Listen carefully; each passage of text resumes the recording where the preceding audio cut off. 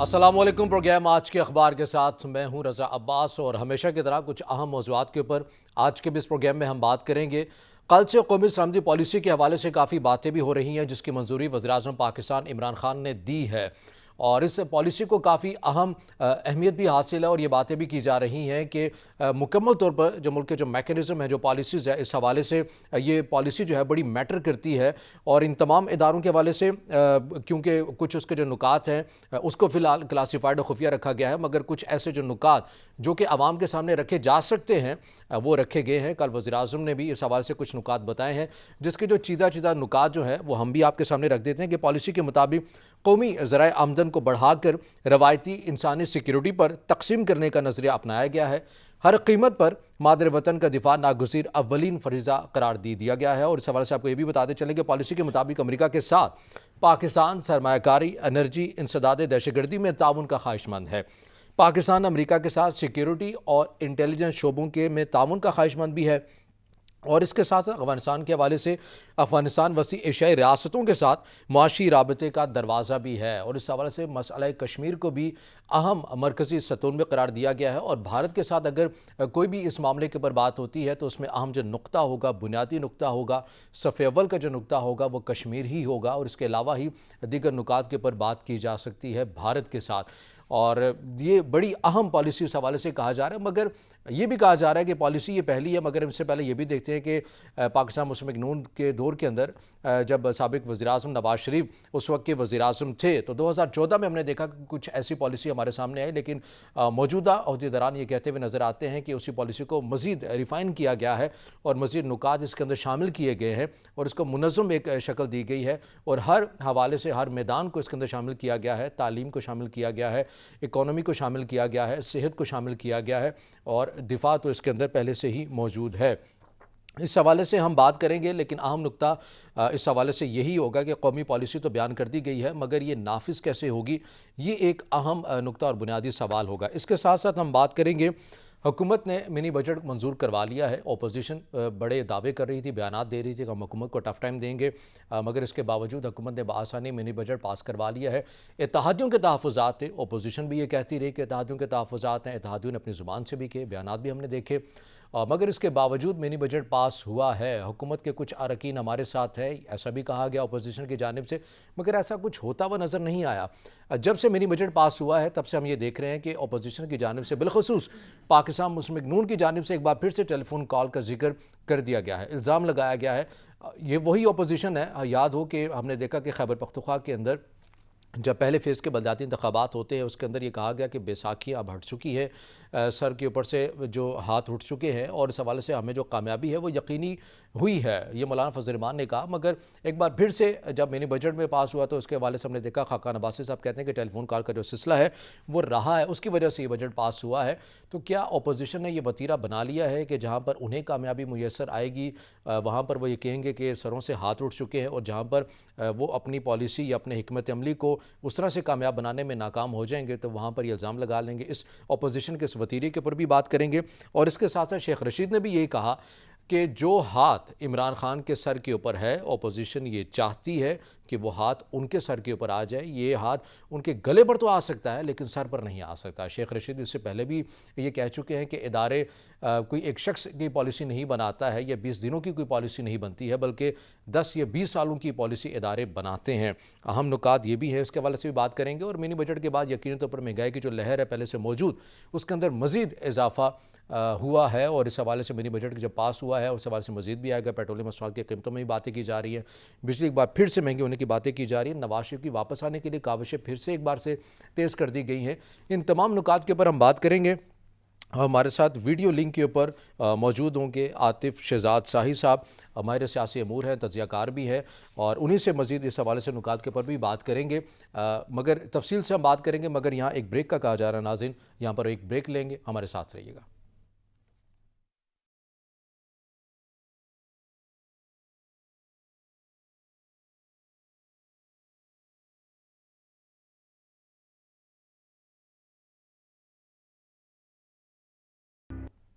Break के बाद नाज़रीन प्रोग्राम में आपको खुश आमदीद कहेंगे और जिन नुकात के ऊपर आज हमने बात करनी है वो ब्रेक में जाने से पहले आपके सामने रखे हैं और इन तमाम अमूर के ऊपर बात करेंगे। हमें तज्ज़ियाकार और माहिर सियासी अमूर वीडियो लिंक के ऊपर उन्होंने ज्वाइन किया आतिफ शहजाद साई साहब ने। आतिफ साहब, सबसे पहले आपके वक्त का बहुत शुक्रिया। सबसे पहले सवाल जो है मैं आपसे ये करना चाहूँगा, मौजूदा पॉलिसी आपने देखी कि कौमी सलामती पॉलिसी हमारे सामने आई है, इस हवाले से ये ऐसी कोई पॉलिसी 2014 में भी हमारे सामने आई है, तो इस मौजूदा पॉलिसी में और जो साबिका जो पॉलिसी थी क्या फ़र्क है उसमें और इसमें?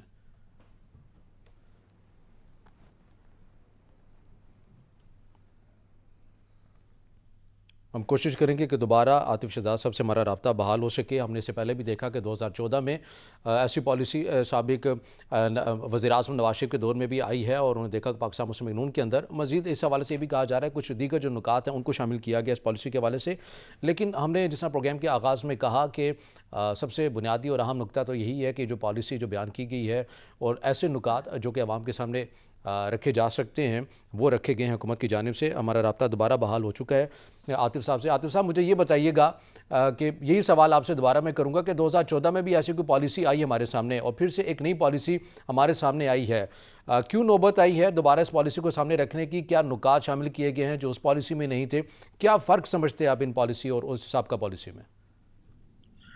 वालेकुम सलाम जी, बहुत शुक्रिया। ये जो कौमी सलामती पॉलिसी है, ये ऐसा नहीं है कि पहली दफ़ा, ये आपने बिल्कुल दुरुस्त कहा हम्म। कि पहले भी ये आ चुकी है और पॉलिसी तो बनती रहती है। मेरे ख्याल से इसमें जो एक डिफरेंट चीज़ ये हुई है कि इस दफ़ा जिस तरीके से इसको जो है मीडिया पे भी हाईलाइट किया गया है और जिस तरीके से इसको जो है वो ऑफ द रिकॉर्ड नहीं रखा गया हम्म। और इसमें एक वाज़ेह और जामी पॉलिसी जो है वो इस दफ़ा सामने आई है, जिसमें दो तीन इंपॉर्टेंट चीज़ें हैं।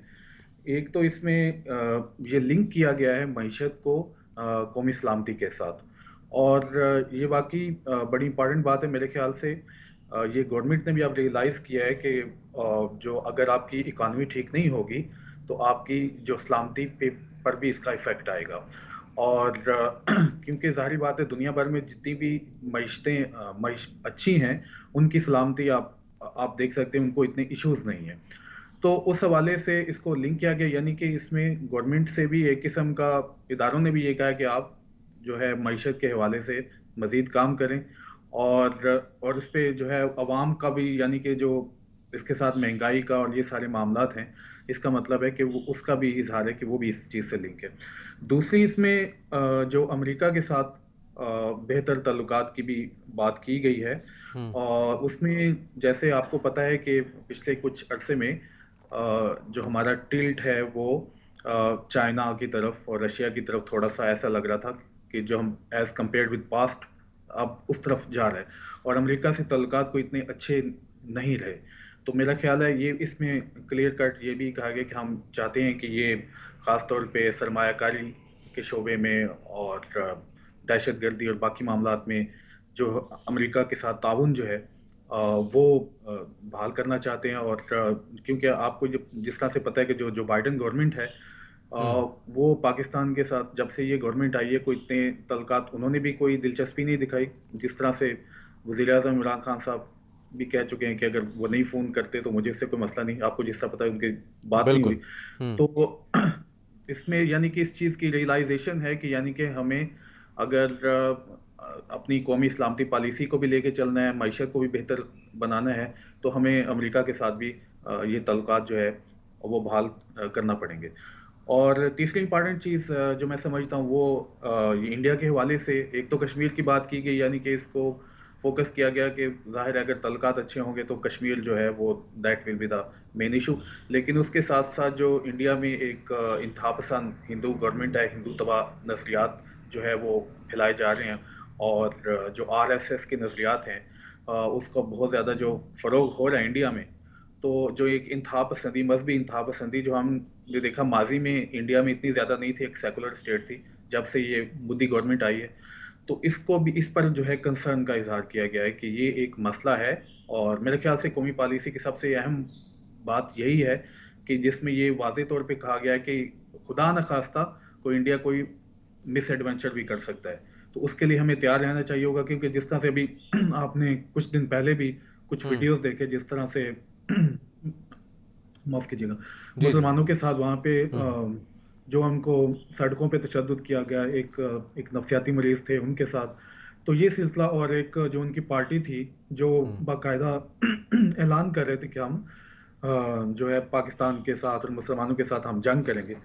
तो इस हवाले से मेरा ख्याल है जो है पॉलिसी जो है बना ली गई है कि इसको अच्छा कैसे आतिफ, टैकल मुझे करना है। मुझे यहाँ पर मैं आपसे ये भी जानना चाहूँगा कि जब हम ये कहते हैं कि नेशनल सिक्योरिटी पॉलिसी बयान की गई है, यानी सिक्योर करना है, ख़ुद को सिक्योर करना है, किससे सिक्योर करना है? सरहद पार। ये भी हमें हमें पता है कि कौन कौन से ममालिक हैं जो पाकिस्तान के दुश्मन हैं और इस हवाले से जो ख़त्े में चाहते हैं कि कशीदगी रहे, ये हम सारी चीज़ें जानते हैं।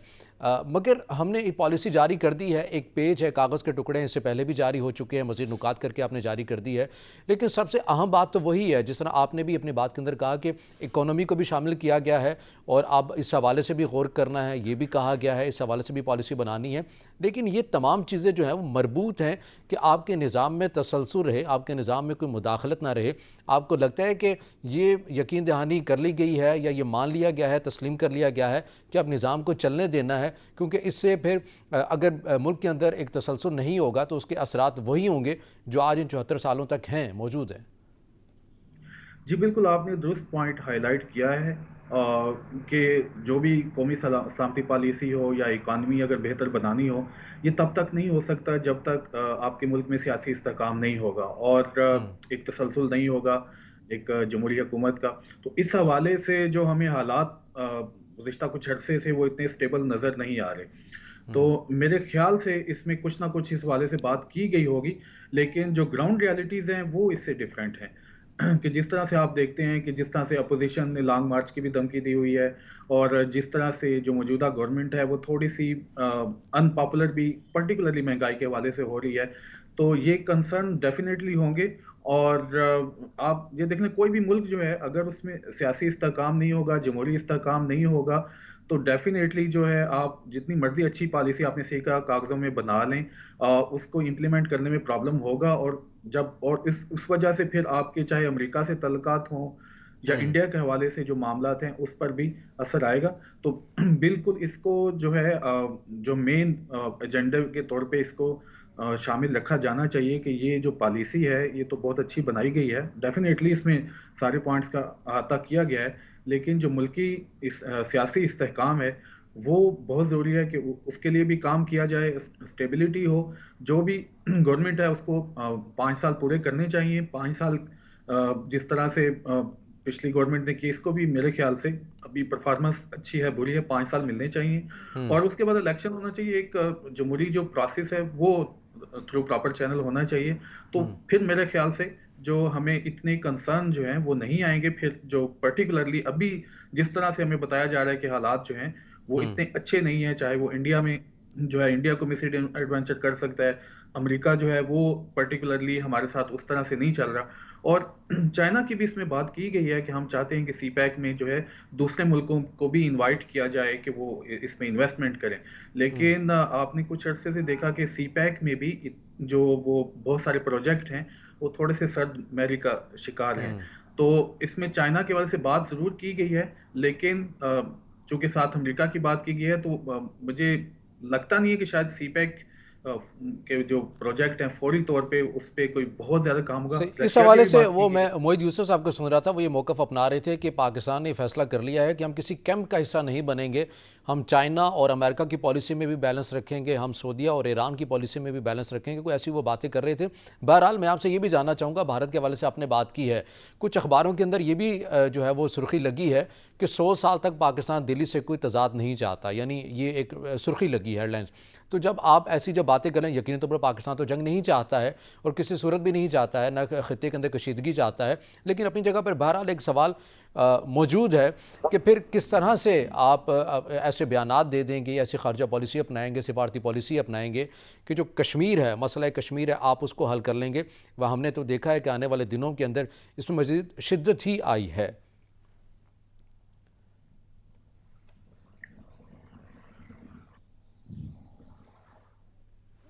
आपको आवाज़ आ रही है आतिफ साहब मेरी? जी, जी। थोड़ा सा राब्ता मुनक़ता हो गया था, जो मैं सुन पाया हूँ। जी, जी। देखें, जो मैं बयानात दोहरा देता हूँ कि जी, हमने देखा कि कुछ अखबारों के अंदर ये सुर्खी लगी है कि पाकिस्तान 100 साल तक दिल्ली के साथ कशीदगी जो है वो नहीं चाहता या जंग नहीं चाहता है। अच्छी बात है, पाकिस्तान तो चाहता भी नहीं, असूली ये मौक़िफ़ है। लेकिन बयानात से हम ऐसी क्या चीज़ कर लेंगे, अपनी ख़ारजा पॉलिसी से, भारतीय पॉलिसी में ऐसा क्या बेहतर कर लेंगे कि मसला कश्मीर आने वाले सालों के अंदर या आने वाले दिनों के अंदर हल हो जाएगा फिर? जी, बिल्कुल दुरुस्त कहा आपने कि बयानात, आपने मोईद यूसुफ साहब के बयान की भी बात की कि बयानात देना और जो एक्चुअली जो है पॉलिसी इम्प्लीमेंट करना और हालात बेहतर बनाना, ये 2 डिफरेंट चीज़ें हैं। कि अगर ये कहना कि हम किसी ब्लॉक का हिस्सा नहीं बनेंगे या सब, तो अगर हम अपनी जो पास्ट 50-60 साल की जो फॉरेन पॉलिसी देखें, तो हम डेफ़िनेटली जो है अमेरिकन ब्लॉक का ज़्यादातर हम हिस्सा रहे हैं। अब उससे हुँ, हमें फ़ायदा हुआ है, नुकसान हुआ है, ये हम इवैल्यूएट कर सकते हैं। तो और अभी भी ऐसा तो बिल्कुल नहीं हो सकता कि आप जो है वो किसी भी मुल्क के साथ उस तरह से ना चलें, आप बिल्कुल न्यूट्रल हो जाएँ। कहीं न कहीं आपको, यानी कि मतलब ताल्लुकात आपको बेहतर बनाने होते हैं। हुँ, और हाँ, ये ज़रूर है कि अगर ये रियलाइज़ेशन है कि हम पे टैग ना लगे कि हम बिल्कुल एक ब्लॉक का हिस्सा बन गए, तो ये अच्छी बात है। इसका हमें नुकसान ही हुआ है जब हमने बिल्कुल हम एक अमेरिका के साथ चले गए और हमारे पे टैग लग गया। तो ये हमने देखा भी है कि इस पॉलिसी में थोड़ी-सी तब्दीली ये आई गुज़िश्ता कोई एटलीस्ट 2-3 साल में, कि थोड़ा-सा हम जो चाइना, रशिया ब्लॉक की तरफ भी गए हैं और पॉलिसी में भी रशिया के साथ भी ताल्लुकात बेहतर बनाने की बात की गई है। तो हुँ, और दूसरी बात, आप जो कह रहे हैं कश्मीर का मसला, तो मेरे ख़्याल से वाक़ई अभी तक तो हमें बयानात ही नज़र आ रहे हैं। हुँ, क्योंकि जिस तरह से कश्मीर को जो है वो उसमें आइन में तब्दीली करके उसको कश्मीर को जो है वो इंडिया का हिस्सा बना दिया गया, जम्मू कश्मीर को। तो उसके हुँ। बाद से हमें हमारी तरफ से कोई, हमारे एंड से कुछ उस तरह की एफर्ट नज़र नहीं आती, कोई टेंजिबल चीज़ हमारे हक में, सिवाय इसके कि वहाँ के जो लोग हैं कश्मीर के, वो हमारे जी। साथ हैं। लेकिन बाकी जो हमें गवर्नमेंट के लेवल पे या उस तरह से कोई हुँ। बहुत ज़्यादा कामयाबी हमें रिसेंट पास्ट में नज़र नहीं आती। और अभी भी जो कोई हालात इस तरह से लग नहीं रहे कि शायद कोई इस मसले के जो है ठीक है, मुस्तकबिल ये करीब आपका में हल पॉइंट के आ गया है। इम्कानात मज़ीद हैं। भी इस हवाले से कुछ सवालात हैं, वो आपके सामने रखेंगे। मिनी बजट भी पास हुआ है, इस हवाले से भी बात करेंगे। मुल्की सियासी मंज़रनामे के ऊपर भी बात करेंगे। मगर यहाँ वक्त हुआ है, नाज़रीन, एक ब्रेक का, हमारे साथ रहिएगा।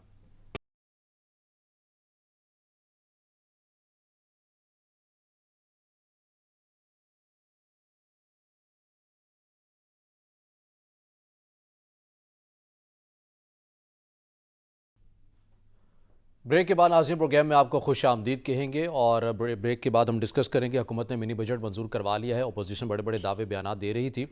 आतिफ साहब, मैं आपसे जानना ये चाहूँगा, बिना किसी दीगर तमहीद के, क्या कहना चाहेंगे? मिनी बजट तो हुकूमत ने मंजूर करवा लिया है, अपोजिशन बयान देती रही, इत्तेहादी तहफ़्फ़ुज़ात का इज़हार करते रहे, फिर भी पास हो गया।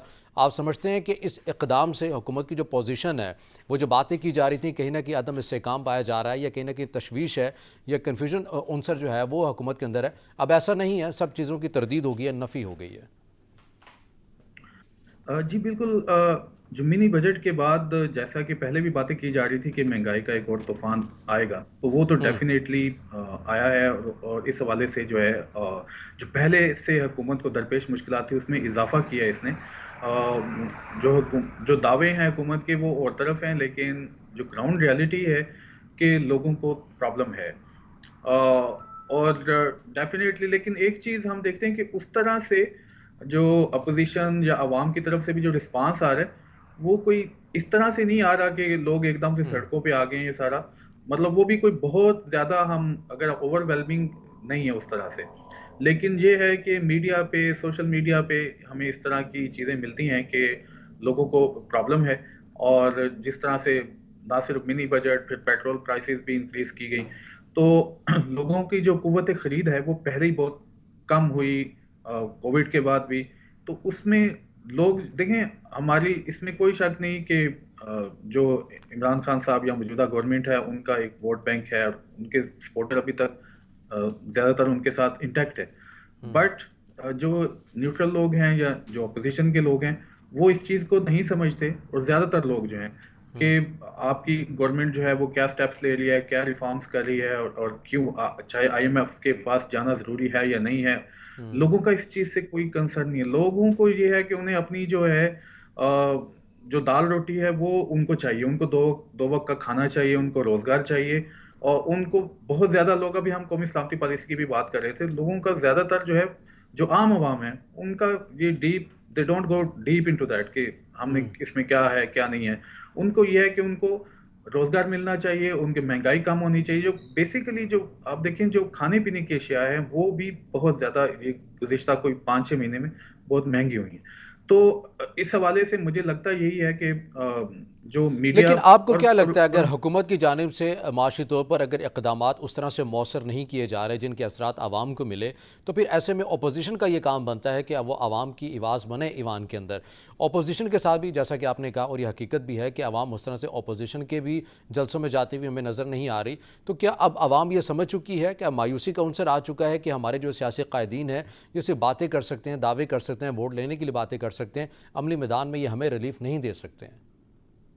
जी बिल्कुल, आपने दुरुस्त कहा कि दोनों तरफ से सियासत हो रही है, हुकूमत की तरफ से भी और अपोजिशन की तरफ से भी। कि हुकूमत ने बिल्कुल मिनी बजट में उसके बाद महंगाई का एक तूफान लाया है, और जो उनके तर्जमान है वो इसको डिफेंड करते हुए नजर आ रहे हैं। और दूसरी तरफ जो अपोजिशन है, बिल्कुल जिस तरह से उनको अवाम की आवाज़ बनना चाहिए और जिस तरह से पार्लियामेंट में इस इशू को लेके जाना चाहिए और जिस तरह से इस पे जो उनको स्टेप्स लेने चाहिए अपोजिशन को, वो भी हमें नजर नहीं आते। सिर्फ वो भी मीडिया की हद तक नजर आते हैं, बयानात नजर आते हैं। और लोग भी शायद, वो बात आपकी ठीक है कि उस तरह से बाहर नहीं आ रहे, चाहे वो अपोजिशन। इसी वजह से अब अभी जो लॉन्ग मार्च की कॉल से पहले कोई अपोजिशन ने भी कोई कोशिश भी कोई खास नहीं की कि लोगों को बाहर निकाला जाए। हालांकि अगर उनके दावे देखे जाएं, जो चाहे जो अपोजिशन जमाते हैं, वो जिस तरह से कहते हैं कि लोग बिल्कुल इस हुकूमत से फेड अप हो चुके हैं और ये हुकूमत कल गिरेगी, परसों गिरेगी।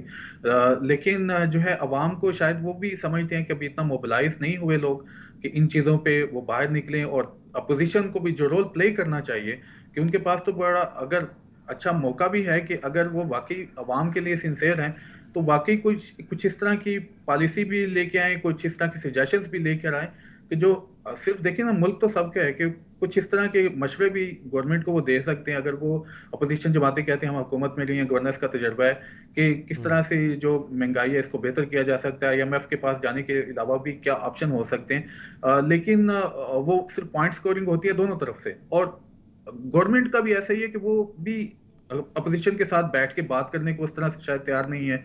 और उनसे जो इस तरह के चाहे महंगाई के मामलात हों, कि अगर एक वो जिस तरह से आपको याद होगा कि शहबाज शरीफ साहब ने शुरू में ये कहा था कि इकानमी के मामले पे जो है हमें सियासत नहीं करनी चाहिए, तो हमें मिलजुल के बैठ के कोई इकट्ठी पॉलिसी भी बनानी चाहिए। लेकिन वो ना उस तरफ से नजर आती है, अपोजिशन की तरफ से, ना गवर्नमेंट की तरफ से नजर आती है। ये जो उसका आपने कहा रिजल्ट कि क्या हो लॉन्ग रहा है मार्च का ऐलान किया गया है, मगर उससे पहले कोई ऐसी काविश हमें नज़र नहीं आती है पीडीएम के प्लेटफॉर्म से या फिर पाकिस्तान पीपल्स पार्टी के। तो आप ये समझते हैं कि जिस तरह से शेख रशीद साहब ने कहा कि अपोजिशन यही चाहती है कि जो हाथ इमरान खान साहब के सर के ऊपर है वो आ जाए अपोजिशन के ऊपर, यही इनकी सियासत है और इसी दायरे के गिर्द घूम रही है। आपको लगता है कि इसीलिए उस तरह आवाम को मुकम्मल तौर पर मुतहरिक नहीं कर रहे हैं? सड़क की जो एक सियासत होती है, धरने जलसे मोबिलाइज़ करना, अपने वोटर्स को मुतहरिक करना, इसी वजह से नहीं कर रही अपोजिशन? किसी डील की मुंतज़िर है? हम कोशिश करेंगे कि आतिफ साहब से दोबारा रब्ता बहाल हो सके। और ये बातें यकीनी तौर पर मैदान के अंदर मौजूद हैं कि अपोजिशन ये भी सवाल उठ रहा है कि जिस तरह से आवाम को मुतहरिक करना चाहिए या फिर अपने वोटर्स को मुतहरिक करना चाहिए, उस तरह से पीडीएम हो या फिर पाकिस्तान पीपल्स पार्टी हो, उस तरह से नहीं काविशें करती हुई हमें नज़र आ रही। जबकि हुकूमत साइड से हमने ये भी देखा कि वज़ीर दाखिला कई बार इन नुकात की हवाले से बात भी कर चुके हैं, क्योंकि वो एक मशहूर भी हैं ऐसे बयानात देने के हवाले से, जिस तरह वो दावे करते हैं, बयानात देते हैं कि मौजूदा हुकूमत जो है अपनी मुद्दत कंप्लीट करेगी और अपोजिशन जो है वो फ़कत मुंतज़िर है, किसी न किसी डील के लिए मुंतज़िर है और इन्हीं के गिर्द जो है वो इनकी सियासत भी घूमती हुई नज़र आ रही है। मगर हकीकत ये भी है कि दूसरी तरफ हम ये भी देखते हैं कि अपोजिशन जब ये बातें करती है कि हम तहरीक अदम एतमाद भी लेकर आएंगे और आवाम की हिमायत के साथ हम मौजूदा हुकूमत को घर भेजेंगे, तो फिर अपना होमवर्क क्या है हुकूमत का? इत्तेहादियों के साथ कहते हैं कि हमने बात कर ली है, हुकूमत के कुछ अरकान हमारे साथ हैं बात करते हुए, लेकिन वो होता हुआ हमें नज़र नहीं आ रहा। सवाल ये भी बनता है कि मिनी बजट के हवाले से जो इत्तेहादी, जो हुकूमत के अरकान, अगर उन्होंने अपोजिशन का साथ नहीं दिया, तो फिर अपोजिशन किस बात के ऊपर ये दावा और बयान जो है वो अपना रही है कि हम उन्हीं इत्तेहादियों के साथ, उन्हीं हुकूमत के अरकान के साथ मिलकर, जिन्होंने मिनी बजट के ऊपर अपोजिशन को सपोर्ट नहीं किया है, उनके ताउन के साथ जो है हम हुकूमत को घर भेज देंगे। वज़ीर-ए-आज़म मुतमईन है, तसल्ली बख्श वो बयानात उनके हम देखते रहते हैं कि वो कहते हैं कि उनको कोई डर नहीं है, उनको कोई खौफ नहीं है, उनकी मौजूदा हुकूमत अपनी मुद्दत को पूरा करेगी, इलेक्शन अपने वक्त के ऊपर होंगे। ऐसे मैकेनिज़्म बना रहे हैं, महंगाई का एतराफ़ भी करती है हुकूमत। इस हवाले से इक़दाम की यकीन दहानी भी करवा रही है कि इक़दाम कर रहे हैं और लॉन्ग टर्म इक़दाम कर रहे हैं कि जिनसे जो एक आम जो शहरी है और उससे जो लोग हैं वो मुतासिर नहीं होंगे महंगाई की इस लहर के अंदर। टैक्सेस का दायरा कार है वो बढ़ा रहे हैं, मगर ये बातें ही हैं, ये बयानात ही हैं जब से मौजूदा हुकूमत की जो तहरीक आई है, और उस हवाले से हमने देखा है कि महंगाई की जो लहर है उसमें मज़ीद शिद्दत ही आई है। आतिफ़ साहब से हमारा दोबारा रब्ता जो है वो बहाल हो गया। आतिफ़ साहब, वही सवाल जो है आपके सामने मैं रखूँगा कि मोबिलाइज तो करती हुई अपोजिशन भी नज़र नहीं आ रही है, तो क्या वही बात है वज़ीर दाखिला वाली कि किसी डील की मुंतज़िर है फिर? जी, बिल्कुल। जिस तरह से आपने पहले भी ये बात की कि अपोज़िशन भी उस तरह से लोग अवाम को मोबिलाइज़ करने में हमें फ़िलहाल कोई कामयाब नज़र नहीं आती। क्योंकि एक तरफ से जिस तरह के वो दावे करते हैं कि जो है जो पीटीआई के अपने भी जो वोटर हैं, वो महँगाई के मसले की वजह से उनसे दूर होते जा रहे हैं। तो लेकिन जो ग्राउंड रियलिटी ये है कि अगर इस तरह की कोई चीज़ है तो फिर अवाम को बाहर लाने में या सड़कों पे लाने में अभी तक हमें जो अपोज़िशन जमातें हैं वो भी कोई कामयाब नज़र नहीं आती। लेकिन अभी जैसे कल मीडिया पे भी इस तरह की चीज़ें आई कि जिस तरह से कुछ परवेज़ खटक साहब और वज़ीर-ए-आज़म के दरमियान कुछ गलतफ़हमी पैदा हुई। तो उसके बाद भी इन चीज़ों को काफ़ी हाइलाइट किया गया। तो मुझे ऐसा लगता है कि जो जंग है अपोज़िशन की और गवर्नमेंट की, वो मीडिया की हद तक ही चल रही है और अवाम जो है वो शायद दोनों तरफ से अभी कोई एक साइड नहीं ले रहे। हुँ। लेकिन ये बात ज़रूर है कि लोगों को महँगाई के मसाइल हैं और ये मसाइल बढ़ते जा रहे हैं, मिनी बजट के बाद भी। और पेट्रोल की जो प्राइसेज़ हैं वो बार-बार इंक्रीज़ हो रही हैं। तो मेरे ख़्याल से कम कम गवर्नमेंट अगर चाहती है कि वो अच्छे तरीके से अपने 5 साल पूरे करे, तो ये महँगाई के मसले का कोई ना कोई उन्हें टेंजिबल हल निकालना पड़ेगा। अवाम को कोई ना कोई रिलीफ़ देना पड़ेगा। ख़ास तौर पे जो खाने-पीने की चीज़ें हैं, जो बेसिक नेसेसिटीज़ हैं, उनकी हुँ। कीमतें कम करने के लिए कुछ ना कुछ स्टेप्स इस तरह के लेने पड़ेंगे। अगर गवर्नमेंट भी चाहती है कि मुल्क में जो ये जो कौमी सलामती पॉलिसी है, इस हवाले से भी अच्छा इम्प्लीमेंट हो और उनके 5 साल भी पूरे हों। और दूसरी तरफ मेरे ख़्याल से अपोज़िशन को भी ये सोचना चाहिए कि अगर वाक़ई हम अवाम के साथ भी मुख़लिस हैं, तो हमें कम से कम कुछ इस तरह के सजेशंस ज़रूर देनी चाहिए गवर्नमेंट को भी कि मिल बैठ के कम से कम इकोनॉमी के मसले के ऊपर हम इकट्ठे हो जाएँ, अवाम को रिलीफ़ देने के मामले के ऊपर हम इकट्ठे हो जाएँ। और दूसरा, अवाम हुँ। को जो है वो गाइड किया जाए, मोबिलाइज़ किया जाए और ठीक है, अपना जो आतिफ़ रोल है। शहज़ाद साहब हमारे साथ मौजूद थे। सर, आपके वक़्त का बहुत शुक्रिया। नाज़रीन, आज के प्रोग्राम से इतना ही। इजाज़त दीजिए। अल्लाह हाफ़िज़।